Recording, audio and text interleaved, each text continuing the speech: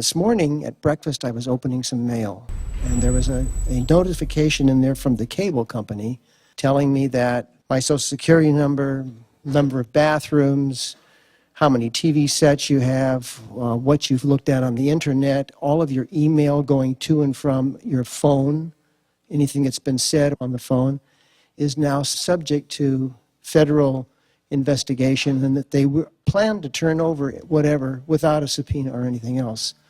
So my immediate reaction was, I don't like that because somebody's trying to take the air out of my boat as I'm going downstream. And I immediately got dug in about that. So I'm hoping you can help me. I want to go with the flow. On the other hand, sometimes I think I have a responsibility, that we have a responsibility, not to have government take over our freedoms. Is that clear? Well, it is clear. Is it clear to you?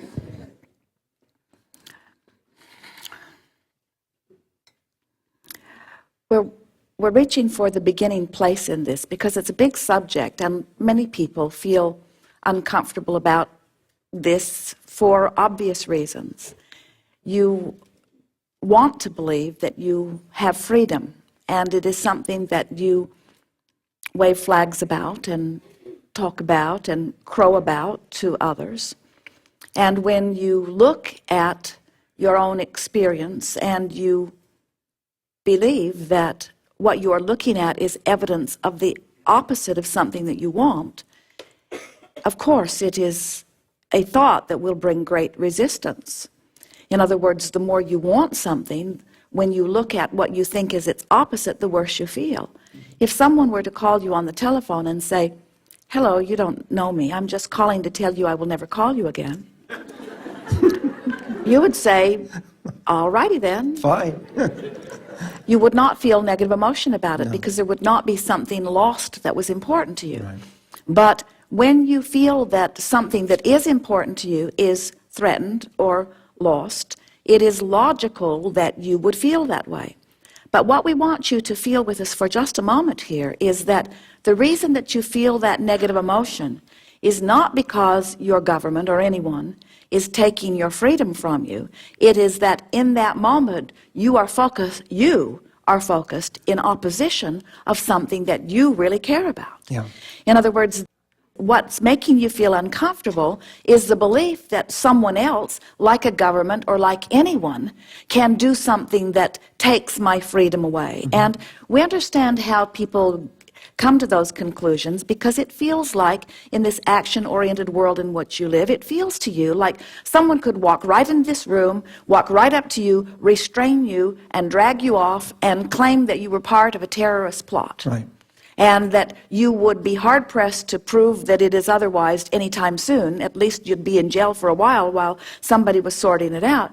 And what we want you to understand is that nothing like that can come to you. You cannot be mistreated. You will not have an erosion of your freedom unless you are vibrationally disallowing the well-being that you want so much. In other words, what we are wanting to say to you is that nothing comes to you just out of the blue. Everything that comes as a vibrational invitation, everything that comes.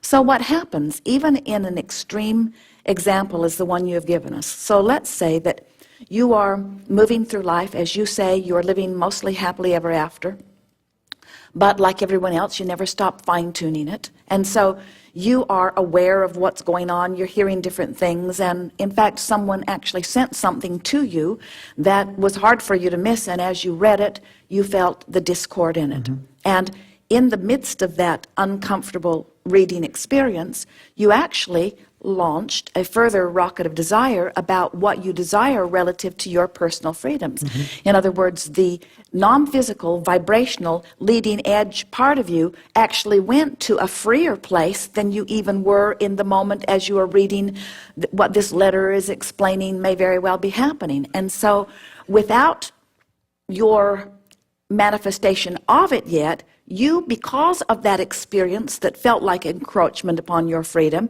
you actually became, as the non-physical essence, a freer person than you were before you even read the letter. If you follow that when you ask, it is given.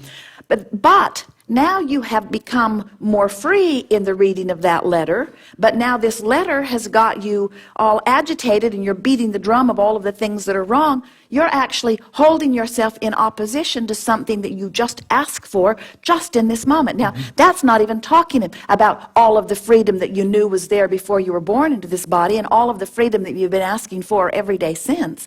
In other words, that's just talking about what happened just now in your relationship with your idea of freedom and where your thoughts are, you see.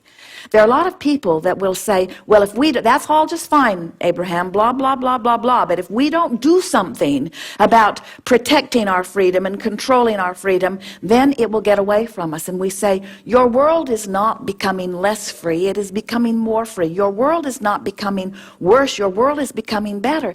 And we know that's hard to hear when you're the one standing in the middle of a battle. It's hard to hear how much good is coming from that contrasting experience. And unfortunately, so many people don't reap the benefit of their own perusal through the contrast because they get so fixated on what they're pushing against that even though their world has evolved as a result of their experience, they don't reap the benefits of it. We are so clear about that because we see your vibrational escrow. It's hard for you to even get a fix on your own personal vibrational escrow. Can you imagine what the mass consciousness vibrational escrow must look like? All of the generations that have been living, and the thing that is very fascinating is that future generations will benefit from the vibrational escrow that your generation has set into motion. That is just a given. They will be born into that greater knowing and wanting. This gathering is about you letting yourself in on it now. So the bottom line is that when you read something that is upsetting to you, two major things are happening. One is what you want just got clearer, which caused the stream to move faster. And the other is you're not going where you want to go. And as you stand there, we can see why you'd want to blame the government, why you would want to blame whoever it is that's doing that thing that is the object of your attention while you're feeling the negative emotion.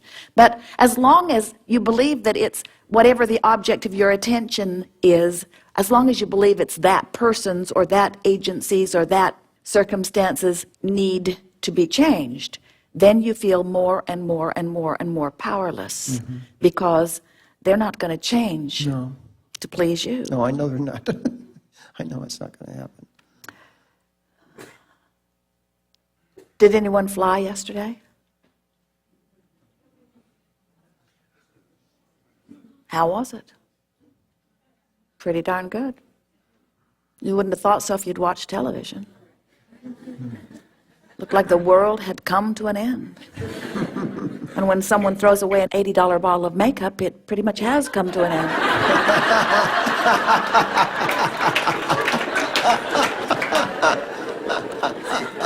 And it feels not necessary, it feels mismanaged, it feels over-exaggerated, it feels contrived, it feels all of those things. And there's all of those things, but the bottom line is that if your happiness depends upon controlling anyone else, let alone something that big, can you imagine how long it will be before you come back into alignment? And when you don't let what they are doing, what anyone is doing, be your reason to be out of alignment, then you're in alignment, and the universe is still finding ways to line you up with all of the things that you've been asking for. So you continue to go along swimmingly in your beautiful life experience, just the way you were feeling before you read that. So is it wrong to read that?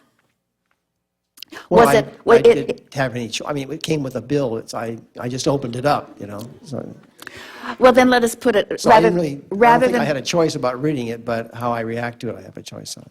So rather than saying, is it wrong to read it, do you think that you did yourself a disservice by reading it? Yes. And do you think you did yourself a disservice by reading it and feeling negative emotion about it? Yeah. You see, we don't think so. We think that you gave yourself and your mass consciousness vibrational escrow and future generations benefit by reading it, because by knowing what you don't want, you ask for what you do want. And in asking for what you do want, things begin taking place. In other words, you're creating down the road a little bit. It's just that when you ask that everything change this red hot minute, and that's what happens. You look at a reality that is making you crazy, and you, in that negative emotion, what most humans don't realize is that you are in the midst of your now experience, making it better by your deciphering of it. And if you could then turn and look for the refreshment and the improvement that you seek, you'd have your improvement in the moment. And that kind of creating, oh, we hear you. You like to be adventurous.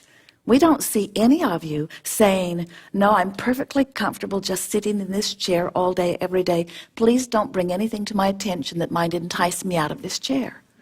You don't do that, even though it's safe and maybe warm and maybe comfortable and maybe predictable. Most of you are eager to get on with life. And so we promise you that you really want to be out there in the adventurous world. You just want to be going with the flow. And when you're going with the flow, you have control of what comes to you. You see. Thank you. Yes, indeed.